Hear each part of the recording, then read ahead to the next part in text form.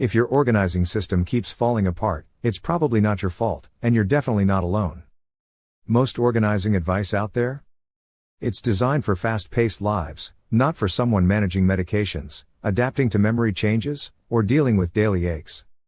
The truth is, clutter doesn't come from being messy, it comes from using a system that doesn't match the life you live now. That's where we come in. Welcome to Wise Aging Seniors, the channel where we share smart, simple, and surprising tips to help you thrive after 60. Today, we're diving into the 6 organizing fixes most seniors never hear about, but once you do, everything gets easier. Quick question, have you ever organized a drawer? And then totally forgotten what's in it a week later? Tell us in the comments, we'd love to hear your story. Let's get into the fixes that actually work for you. Let me introduce you to Ruth. She's 68, a retired nurse who spent her life caring for others. Now, she spends her mornings tending to her roses and her afternoons flipping through photo albums filled with family memories. Her home is cozy, filled with warmth, and, lately, a little too much stuff. Ruth isn't messy. In fact, she's tried everything to stay organized. She's bought the color-coded bins, watched those minimalist gurus online, even followed step-by-step guides from best-selling books. For a while, it all looks great. But then life happens. By the time summer turns into fall, those tidy shelves are cluttered again. Drawers she labeled are now hiding birthday cards, takeout menus, and old coupons. The pantry she cleaned out in April? It's back to being a maze. Sound familiar? Every spring, Ruth starts over with hope and determination. But each time, she ends up feeling frustrated, like she's failing at something that should be simple. Then one afternoon, something shifted. Her grandson came over, looking for a toy he'd left behind. As Ruth opened one cabinet after another, searching through piles she swore she had just sorted, she paused. And in that moment, it hit her, she wasn't disorganized. She was using an organizing system that didn't match her current rhythm, her routines, her memory, her energy. Ruth realized she was following rules meant for people with different lives, people who didn't have arthritis in their hands, or who could bend without wincing, or who didn't get distracted walking from one room to the next. That single moment, searching for a toy, sparked a transformation.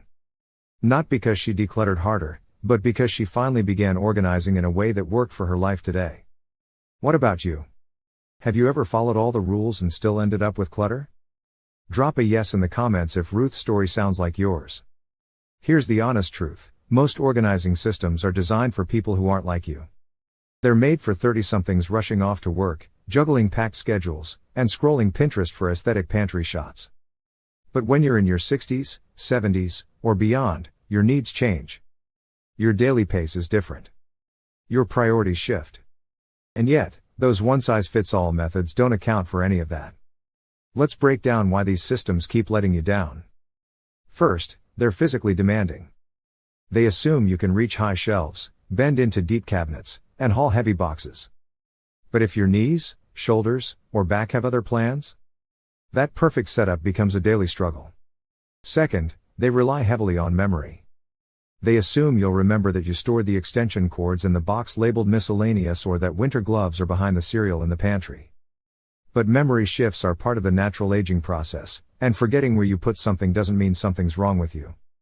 It means the system needs to work harder for you, not the other way around.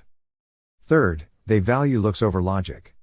They promote minimalist design, hidden bins, and tidy drawers, but never ask if you can actually find what you need, when you need it. What good is a beautiful system if it's not functional?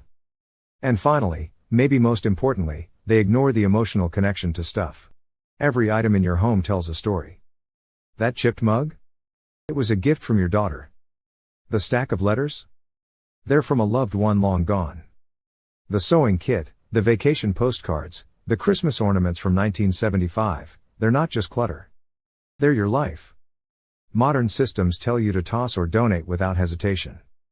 But for you, these items aren't things. They're memories. They're proof of a life well lived. And any system that asks you to let go without respecting that? It's incomplete. So no, you're not failing. You're simply using systems that were never designed for the richness, reality, and rhythm of your life today. What's one item you've kept that others might have tossed, but to you, it means everything? Share it in the comments. Let's celebrate the stories behind our stuff. Fix number 1, the daily reach rule.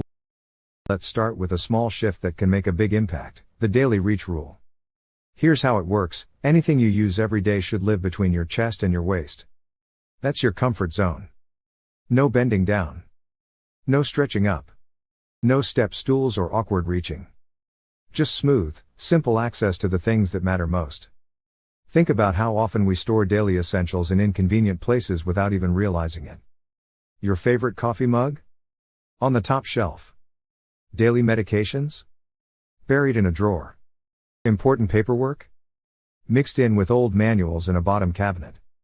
Now imagine how much easier your day would feel if everything you touched regularly was right where your hands naturally fall. That's exactly what Ruth did. After struggling every morning, reaching high for her vitamins and bending low for her tea stash, she paused and asked, "Why am I working so hard for the things I use the most?" So, she created a daily shelf in her kitchen. She moved her favorite mug, her tea bags, and her pill organizer to one reachable spot. Nothing fancy. Just accessible. The result? Morning stopped feeling like an obstacle course. No more fumbling. No more forgetting. Just a smoother start to the day. Here's a tip: walk through your routine. From when you wake up to when you go to bed, notice what you touch every day. Then ask yourself, is it easy to reach, or does it take extra effort? If it's not in your daily reach zone, move it. You'll be surprised how such a small change can reduce frustration and bring a sense of calm. Have you already created a daily zone in your home, or are you just realizing now it could help? Let us know in the comments. We'd love to hear what made your day easier. Because organizing isn't about perfection. It's about making life feel easier, one reachable shelf at a time. Fix number 2, label everything you can't see through. Let's talk about something deceptively simple: labels. Now, if you're thinking, "Oh, I don't need labels, I'll remember what's in that bin," think again. Because here's what really happens: we tuck things away with the best intentions, but a few weeks, or even days, later, we're standing in front of a closet, staring at 5 identical boxes, asking ourselves, "What did I put in there again?" Sound familiar? That's why this fix is all about eliminating the guessing game. If you can't see through it, label it, clearly and boldly. Big font. Dark marker. Easy to read without squinting. Ruth learned this the hard way. She used lovely fabric bins to tidy up her hallway closet. It looked great. For a minute. But then came the confusion. Which bin had the light bulbs? Where were the tax papers? And where on earth did her grandson's art supplies go? She ended up opening and digging through every single container just to find one thing. It wasn't just frustrating, it was exhausting. So she made a small change. Out came the label maker. On went big, bold labels: winter sweaters, tax papers, grandkids' crafts, everyday tools. No more surprises. No more digging. She even added color-coded tags for each family member's things, so everyone knew where their stuff belonged. And here's the best part: once everything had a name, it had a place. Her home didn't just look tidier, it felt more peaceful. She wasn't wasting energy trying to remember. She could see it, know it, and move on with her day. Here's a challenge for you: walk around your home and find 3 containers or drawers you always forget what's inside. Now imagine how much smoother things would be if each had a bold, clear label. Have labels helped you stay organized, or are you ready to try it for the first time? Share your story in the comments. Because sometimes, the smallest labels lead to the biggest relief. Fix number 3, one zone, one purpose. Let's talk about one of the sneakiest causes of clutter: mixed zones.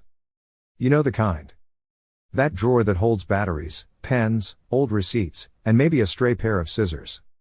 Or that shelf that's trying to manage family photos, phone chargers, and a stack of unopened bills.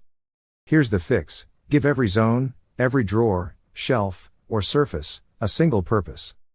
Just one job. Nothing else. Why? Because the brain loves clarity. When each space has its own role, your home runs more like a calm, well-organized station, not a chaotic catch-all. Ruth had a real problem with this. Her kitchen counter had become a mini mountain of everything: mail, coupons, keys, sunglasses, even the dog's leash. Every time she needed something, she had to dig. And sometimes, important things, like utility bills, got lost in the shuffle. That's when she created what she now calls her home hub. Just one tray near the door. Its sole purpose? Bills and incoming mail. That's it. No batteries. No notebooks. No clutter. She set up a small drawer just for tools, only tools. A box for grandkids' crafts, nothing else. And a bedside drawer with just her nighttime essentials, no expired lotion samples or random phone cords allowed. And guess what? Her house didn't just look better, it functioned better. No more digging. No more "where did I put that?" Late fees? Gone. Lost glasses? Found. Peace of mind? Back again. So ask yourself, is this drawer or shelf doing too much? Can I simplify it to just one job? Don't try to be perfect, just start with the zone that frustrates you the most. What's one space in your home that's doing too many jobs? Tell us in the comments, and maybe even commit to giving it a new purpose this week. Because when every space has one clear job, your whole home breathes easier. Fix number 4, clear beats cute. Here's a simple truth that many organizing experts overlook: clear containers beat cute ones every time, especially for seniors. Sure, those pretty fabric bins, woven baskets, and decorative boxes look great on a shelf. They add warmth, style, and a cozy vibe to your home. But there's a hidden problem: if you can't see what's inside, you'll forget what's there. That's right, out of sight, out of mind. And forgotten items mean frustration when you're searching later or buying duplicates because you forgot you already had something. Ruth learned this firsthand. She had a collection of beautiful fabric bins to organize her living room shelves. Everything looked neat and inviting. Until she found herself opening each bin one after another, trying to find her reading glasses or a pair of scissors. The cute factor was making things harder, not easier. So, Ruth made a change. She swapped those fabric bins for shallow, clear plastic containers. Suddenly, she could see the knitting yarn, the photo albums, and the stationery supplies at a glance. No more digging, no more forgotten treasures. Here's why clear containers work so well: they save time. You instantly know what's inside. They reduce frustration. No more mystery boxes. They encourage you to keep only what you need because clutter shows up immediately. And best of all, they make daily life smoother without sacrificing style. You can still label them neatly for quick access. If you're worried clear containers look too clinical, consider adding simple labels or decorating the lids with colorful tape. That way, you get the best of both worlds: function and a touch of personality. Think about this: what's one cute container in your home that might be hiding things you actually need? Would swapping it for a clear one make your day easier? Share your thoughts below.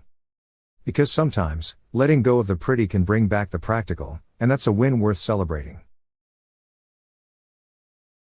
Fix number 5, use anchors to support memory. Memory changes can make organizing feel overwhelming, but here's a powerful trick to help keep everything on track: using anchors to support your memory. What are anchors? They're simple reminders or tools placed exactly where you need them, connecting important tasks or items to specific spots in your home or daily routine. Picture this: your medicine isn't hidden away in some random drawer, but right next to your toothbrush. So, when you reach to brush your teeth, you naturally see your pills and remember to take them. Or think about your shopping list. Instead of scrambling for paper or forgetting what you need, it's stuck right by the fridge door, visible every time you open it to grab something. Ruth swears by this method. She often forgot small but important things, like adding milk to her shopping list or taking her vitamins on time. So, she set up a few anchor points around her home. One of her favorites? A checklist taped beside her coffee pot in the kitchen. Each morning, while the coffee brews, she glances at the list to check off daily tasks: meds taken, mail sorted, appointments remembered. This simple habit stopped things from slipping through the cracks and gave her a comforting sense of control over her day. Anchors don't just help you, they actually work with how your brain naturally works, tying habits to locations so you don't have to rely on memory alone. Try this: look around your home and spot 2 or 3 key tasks you often forget. Ask yourself, where in my daily routine would a reminder or tool make the most sense? Then place your anchor there: a checklist, sticky note, or special container, and watch how much smoother your days become. Do you already use anchors like these, or is this a new idea? Share your favorite memory hacks in the comments, we'd love to learn from you. Because supporting your memory isn't about trying harder, it's about working smarter with simple, everyday anchors. Fix number 6, release with intention. Let's rethink a word that often brings stress, decluttering. Instead of seeing it as just getting rid of stuff, try thinking of it as honoring. Why? Because many of the things we hold on to carry memories, history, and love. They're not just objects, they're part of our story. And letting go doesn't mean forgetting. It means passing those treasures on with intention and care. Ruth discovered this when she decided to part with some long-time belongings. Her old cookbooks, filled with recipes she'd cherished for decades, went to her niece who loves to cook. Her sewing kit, once her pride and joy, found a new home with a neighbor who still quilts. Instead of feeling like she was losing a piece of herself, Ruth felt like she was giving a meaningful gift. She said it was more of a passing of the torch than a goodbye. This shift in mindset makes releasing things easier, and even joyful. You're not just clearing space, you're honoring memories and making sure your belongings continue to bring happiness to others. Here's a gentle way to start. Look around for one item you've held onto for years, maybe out of habit or emotion. Ask yourself, who would treasure this? How can I pass it on with love? What's one item you've finally let go of, and how did it feel? Share your story in the comments below. We'd love to hear how releasing with intention has touched your life. Ruth's organizing system didn't end up looking like something straight out of Pinterest, and that's exactly why it worked. She stopped chasing perfection and focused on what truly mattered, a system that fit her life, her habits, and her needs. Gone were the days of reorganizing every single month, only to have clutter creep back in by fall. No more forgotten drawers filled with mystery items. And no more guilt weighing her down about all the stuff she thought she should have control over. Instead, Ruth felt something she hadn't in a long time: lightness. Clarity. Her space was calm, manageable, and genuinely hers. She realized organizing isn't about having a flawless setup, it's about creating a home that brings peace, where every item has a purpose and every routine supports her well-being. So, here's the question for you: which of these fixes will you try first? Maybe it's the daily reach rule or the idea of releasing with intention.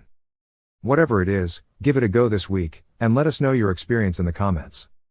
You just might see your story featured in a future video. And if this video gave you some relief or fresh ideas, please hit that like button and share it with someone who's tired of starting over, too. Remember, it's not about being perfect, it's about finding your peace.